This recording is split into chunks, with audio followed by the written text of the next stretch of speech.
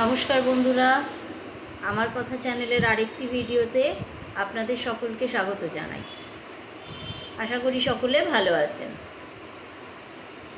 আজকে নিয়ে এসেছি আরেকটা নতুন রেসিপি। এটির নাম চিকেন পোলাও।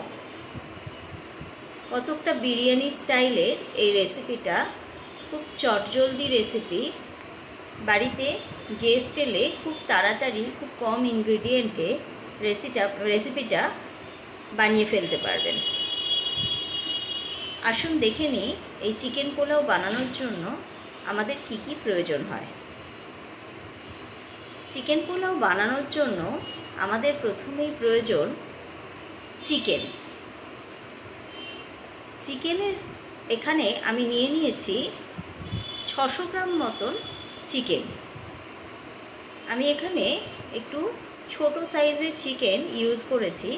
ছোট সাইজের চিকেন নিলে রান্নাটা একটু তাড়াতাড়ি হয়ে যায়। ছোট চিকেনগুলো তো একটু তাড়াতাড়ি সেদ্ধ হয়, তাই জন্য আমি এখানে 600 গ্রাম মতো চিকেন নিয়ে নিয়েছি। 600 গ্রাম চিকেনে আমি 1 কাপ টক দই দিয়ে ম্যারিনেট করব। দিয়ে দিচ্ছি 1 কাপ টক দই। এর মধ্যে দিচ্ছি 1 টেবিল স্পুন আদা বাটা, আর দিয়ে দিচ্ছি 1 টিস্পুন নুন।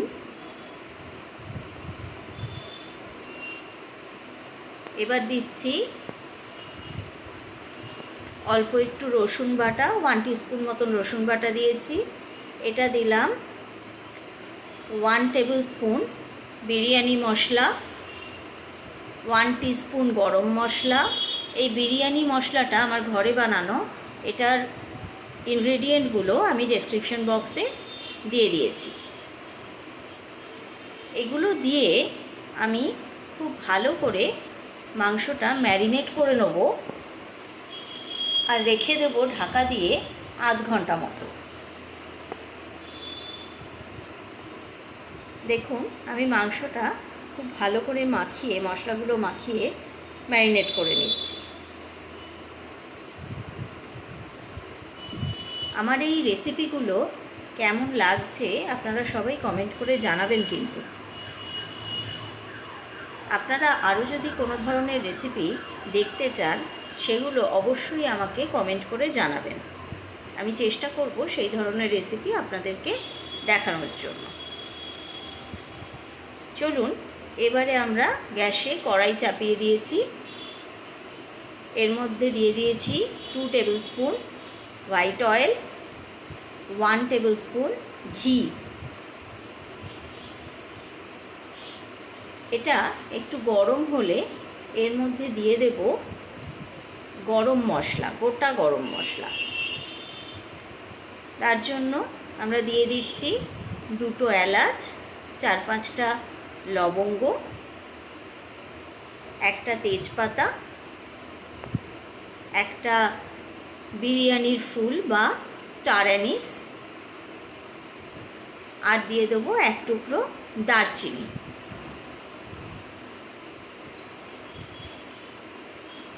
এবার এগুলোকে একটু নাড়াচাড়া করে, তেল ঘি গরম হয়ে গেলে এগুলো একটু নাড়াচাড়া করে বেশ সুন্দর একটা, দেখবেন এতে অ্যারোমা আসছে।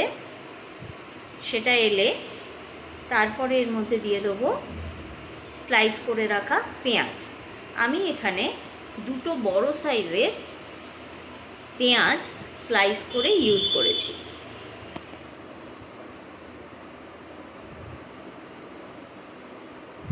দিয়ে দিলাম পেঁয়াজ কুচিটা।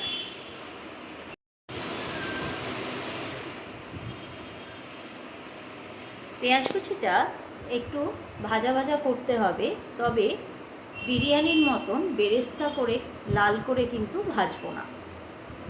জাস্ট একটু পিঙ্কিশ হয়ে যাবে পেঁয়াজটা, এরকমভাবে ভাজতে হবে। পেঁয়াজটাকে আমি হাই ফ্লেমেই ভাজছি। হাই ফ্লেমে ভাজবেন, তবে পেঁয়াজটা কিন্তু সমানেই নাড়তে হবে যাতে পেঁয়াজটা পুড়ে না যায়। পেঁয়াজ ভাজার সময় কোনো রকম নুন ইউজ করবেন না।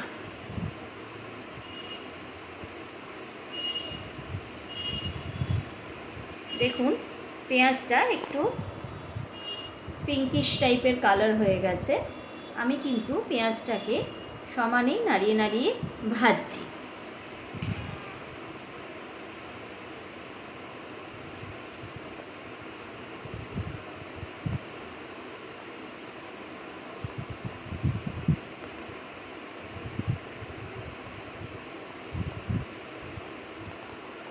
আমার চ্যানেলটা যদি ভালো লাগে, চ্যানেলটাকে অবশ্যই কিন্তু বন্ধুরা সাবস্ক্রাইব করে রাখবেন, তাহলে পরে যে কোনো ভিডিও নোটিফিকেশন আপনারা সবার আগে পেয়ে যাবেন। এবার দিয়ে দিচ্ছি ম্যারিনেট করা মাংসটা। মশলা সমেত সমস্ত মাংসটা একবারে দিয়ে দিতে হবে।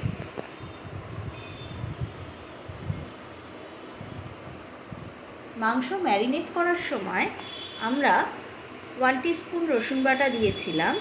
এখন আমরা আরও 1 টেবিলস্পুন মতন রসুন বাটা দিয়ে দেবো। আপনারা ম্যারিনেট করার সময় পুরো রসুন বাটাটা চাইলেও দিয়ে দিতে পারেন। আমি এখানে দুবারে ভাগ করে রসুন বাটাটা দিয়েছি। গ্যাসটাকে হাই ফ্লেমে রেখে মাংসটা কষাতে হবে। এই অবস্থায় কিন্তু কোনোভাবেই গ্যাসের ফ্লেমটা লো করবেন না, তাহলে মাংস থেকে সমস্ত জল প্রথমেই বেরিয়ে যাবে আর মাংসটা কিন্তু ড্রাই হয়ে যাবে।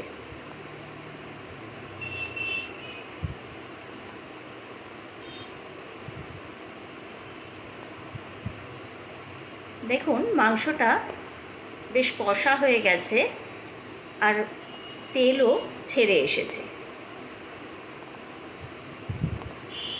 ভালো করে নাড়াচাড়া করে নিচ্ছি। এবার এই অবস্থায় আমরা মশলা ধোয়া বাটির জলটুকুনি মাংসর মধ্যে দিয়ে দিলাম। দিয়ে আর একটু নাড়াচাড়া করে ঢাকা দিয়ে মাংসটা সেদ্ধ হতে দেব 10 মিনিটের জন্য। চলুন এবার আমরা ঘুরে আসি। 10 মিনিট পরে ঢাকা খুলে মাংসটা এই অবস্থায় এসছে। মাংসটা আমার দেখে মনে হচ্ছে কিন্তু বেশ সেদ্ধ হয়ে গেছে। মাংসটা আপনারা দেখেছেন খুব অল্প তেলেই আমরা রান্না করেছি, কিন্তু বেশ একটা তেলতেলে ভাব হয়েছে। এটা কিন্তু ঘিয়ের জন্য, দইয়ের জন্য। এখানে আমরা 2 কাপ চাল বাসমতি রাইস ভিজিয়ে জল ঝরিয়ে নিয়েছিলাম। চালটা কমপক্ষে 30 মিনিট জলে ভিজিয়ে রেখে জল ঝরিয়ে রাখবেন। সেটা আমরা মাংসর সঙ্গে মিশিয়ে দিলাম। খুব অল্প হালকা হাতে চালটা নেড়ে নেবেন, কারণ এই অবস্থায় চালটা যেহেতু ভেজানো নরম থাকে, বেশি নাড়লে চালটা ভেঙে যেতে পারে। এবার এর মধ্যে দিয়ে দিচ্ছি একে একে 1 টেবিলস্পুন বিরিয়ানি মশলা, 1 টিস্পুন লঙ্কার গুঁড়ো, 1 টিস্পুন গরম মশলা, 1 টিস্পুন লবণ। সব মশলাগুলো একটু মিশিয়ে নিয়ে এবার আমি এতে দিয়ে দেবো গরম জল। এতে আমি 2 কাপ চাল ইউজ করেছিলাম। যে কাপের মাপে আমি চাল ইউজ করেছি সেই কাপের মাপের 3 কাপ জল আমি দিচ্ছি। জলটা অবশ্যই গরম করে নেবেন, তাহলে পরে আপনার পোলাওটা ছাড়া ছাড়া হবে, ঝরঝরে হবে। জলটা দেওয়ার পরে, জল দেওয়ার সময় কিন্তু গ্যাসটা অবশ্য করেই হাই ফ্লেমে রাখবেন। এখনও আমার গ্যাসটা এই অবস্থায় হাই ফ্লেমেই আছে।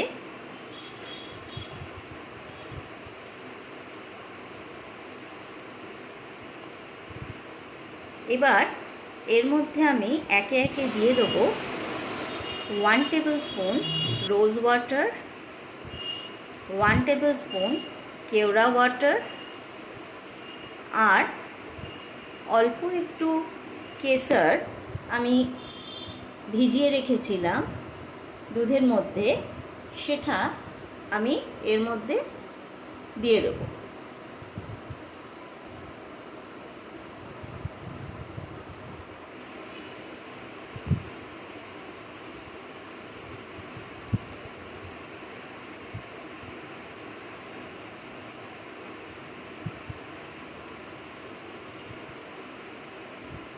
দিয়ে দিলাম আমাদের জাফরান ওয়াটারটা, সরি দুধে মেশানো জাফরানটা। ওপর থেকে একটু ঘি ছড়িয়ে দিলাম 1 টেবিল স্পুন মতো। এবার এটা ফুটে উঠেছে, ফুটে উঠলে তারপরে 2-3 মিনিট ফোটার পরে এটা চাপা দিয়ে হাই ফ্লেমে রাখবেন 5 মিনিট। 5 মিনিট পরে গ্যাস কমিয়ে আরও 5 মিনিট লো ফ্লেমে রান্না করবেন। দেখুন আমাদের পোলাওটা একদম ঝরঝরে হয়েছে, চালটাও সেদ্ধ হয়ে গেছে। পোলাওয়ের চাল কিন্তু একেবারে গলা গলা করে সেদ্ধ হয় না। এবার এর মধ্যে, এটা যেহেতু পোলাও বিরিয়ানি নয়, তাই জন্য এর মধ্যে আমি আরও একটা ইনগ্রিডিয়েন্ট দেব, সেটা হচ্ছে খুব সামান্য, মানে একদম 1 টিস্পুন চিনি। এই 1 টিস্পুন চিনি দেওয়ার পরে এটাকে আবার ঢাকা দিয়ে গ্যাস সিম করে রেখে দেব 5 মিনিট দমে।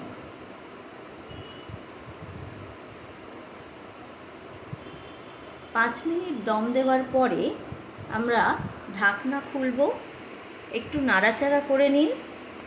দেখুন আমাদের চিকেন পোলাও কিন্তু একদম রেডি। তবে যে কোনো পোলাও সার্ভ করার আগে আমি পোলাওটা একটু আগে বানিয়ে রাখি। পোলাওটা হয়ে যাওয়ার পরেও, দম দেওয়ার পরেও আমি সেটাকে 20 মিনিট 30 মিনিট মতন ঢাকনা দিয়ে রেখে দিই, তাতে পোলাওটা আরও অনেক বেশি ঝরঝরে হয়ে যায়।